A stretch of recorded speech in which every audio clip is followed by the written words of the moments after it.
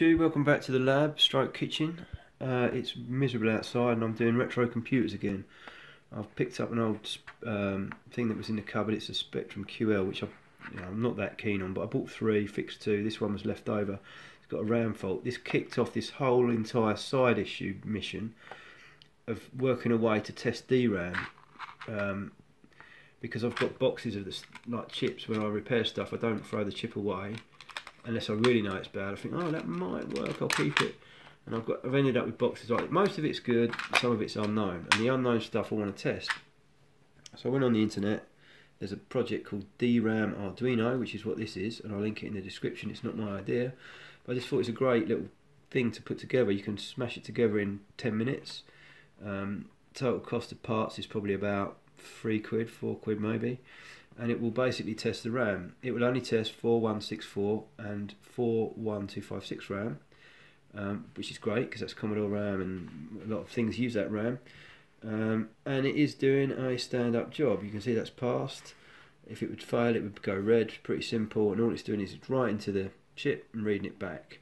You can plug in a serial monitor and you can see, if you want, where it failed. But for me, I just want to go through all of these, which I have, and they all passed. And then that kicked off a whole other side issue because I got a load of 416 RAM, and that's different. And that uses 3 voltages, where this only uses 1 voltage. So I looked around a way of modifying it. I found another project, which I'll link in the description as well, where we'd used, gone out and bought a power supply, a dedicated power supply to supply -5 and 12 volts and all of that. And I thought, no, I'm not going to do that. I'm going to use an ATX. This is 4116, which is older and uses different power lines. It uses 3 different voltages, so it wouldn't work with the old the other way. I fixed a Spectrum a while ago and I substituted the RAM because they're basically the same, apart from the older stuff. It needs different power rails. You can see it needs 5 volts there. That one's not connected on the newer one. It used to have 12 volts there, which has become 5 volts on the newer one, and this had an extra address line, which on the older one was 5 volts. So what I did on the older one, let me think about this, was I cut this track here, so it wasn't getting 5 volts on the new one, or -5 volts on the new one. Ground was the same, and then what was it? Cut this track here so it wasn't getting -12, and then bridge these two together so that basically it was getting 5 volts in the right place on the new chip. So on the old board the 5 volts was coming up here. I'll cut that trace, and then above the chip I bridged it across. I'll show you quick.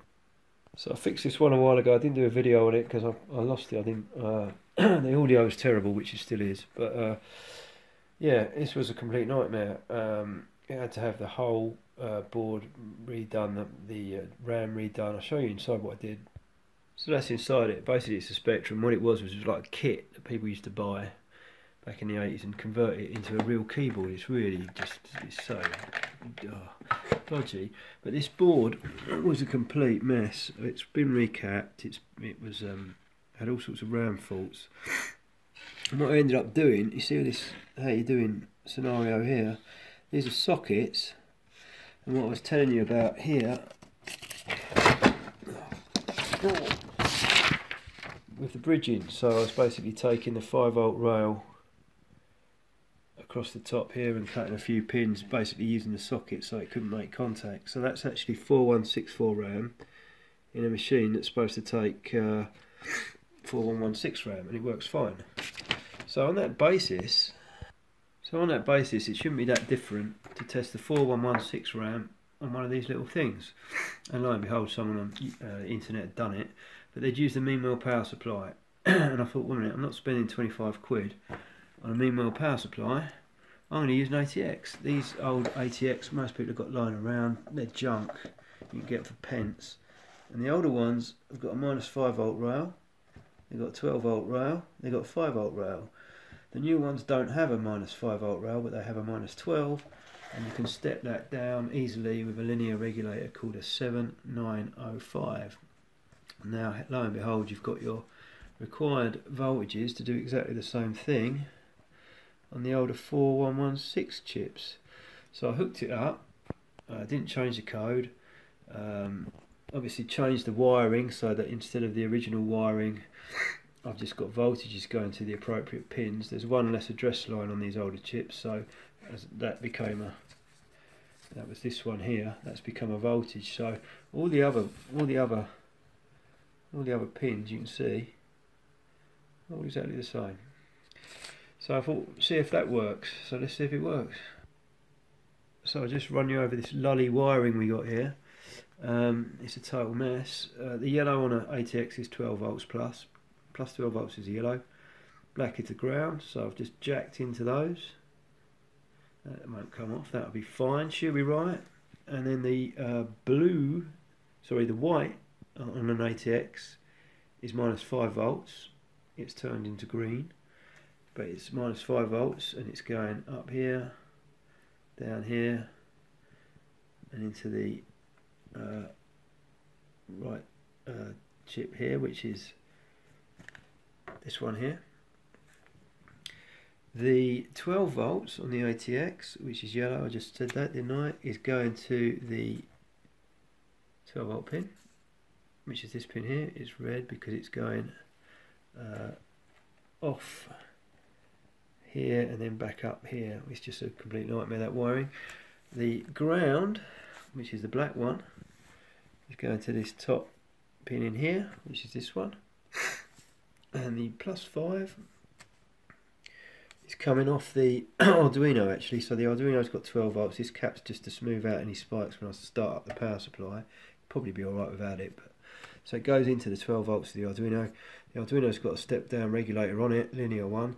And then off of here you got the 5 volts, and that's coming off the 5 volts, and it's going here to this back one here, which is this one here.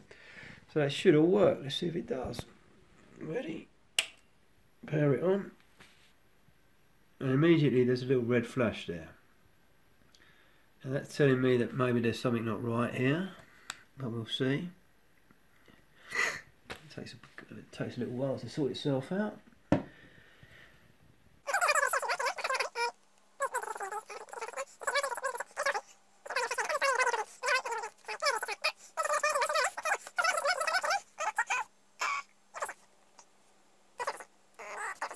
And that's finished. It says it's green.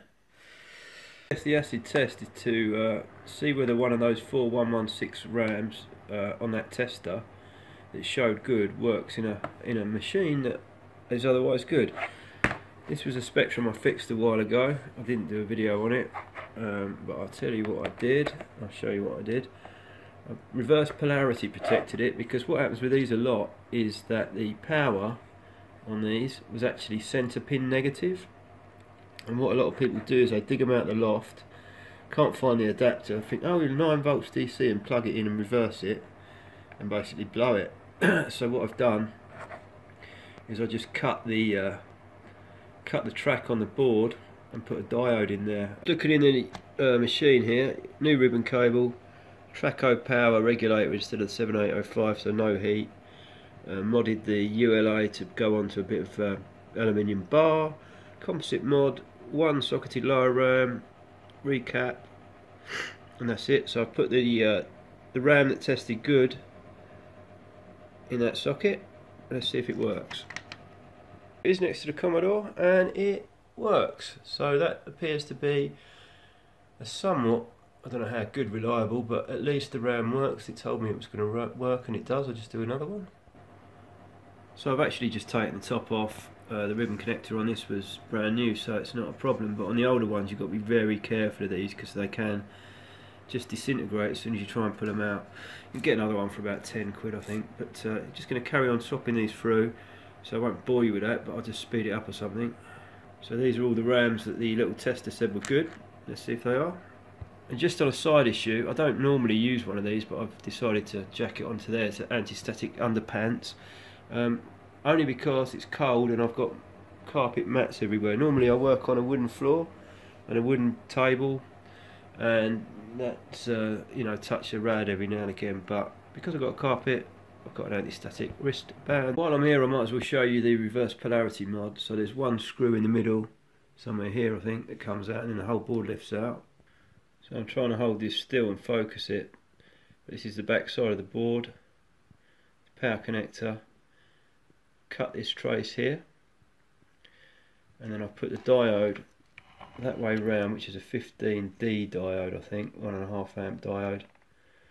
And if I just get my left hand into focus here, it's basically soldered that end onto there, so that trace is cut underneath it, and then a bit of insulation, and it's just bridged down to here. And what that means is you can now plug it in either way round. You can not do any damage to it and it'll be fine. And 1.5 amps is probably plenty for this because I don't have much plugged into it. So RAM number 2, and it works.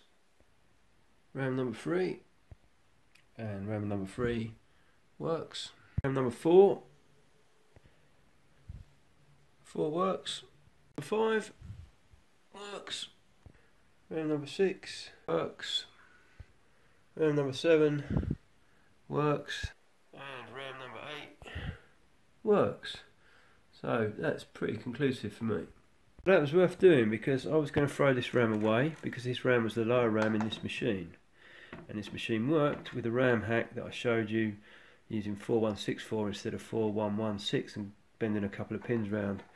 But actually I don't think it was the RAM, or now I know it wasn't the RAM thanks to the tester. What I suspect is that the plus 12 and minus 12 volt power rails on that old board in there are probably very, very noisy, and that RAM couldn't work. But worth some further investigation with a scope on that. But that saved 8 4116 chips that would have got thrown, because I assumed it must have been them because they were bad, and when I replaced them it worked. But these are actually fine. So yeah, hope that helps someone. I'll put all the links to all the videos, and see you all later. Cheers, bye.